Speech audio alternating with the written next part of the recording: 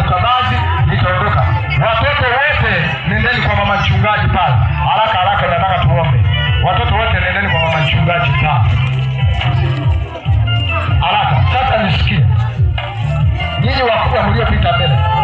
Wakati unaomba uwe serious na jambo lililokufanya uje hapa mbele.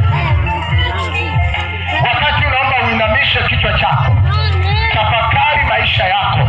Hali unayopitia, matatizo unayopitia, sio kama unapenda, ila ni majini na mapepo yanakutesa. Sasa wakati huu suluhisho lako la kuondoka ile tatizo, kumkubali Yesu aingie ndani, kwa sababu shetani anaogopa Yesu. Shetani anaogopa jina la Yesu.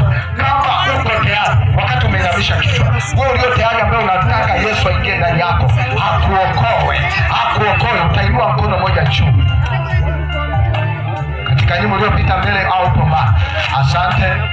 Naomba mchungaji hapo, tutaongoza sala ya toba. Mchungaji ulioshika maiki, ongoza sala ya toba, alafu baada hapo tufanye maombi. Wengine wanaotaka Yesu aingie ndani ya wokovu. Wanaotaka Yesu. Chap haraka. Kama unataka Yesu akuokoe,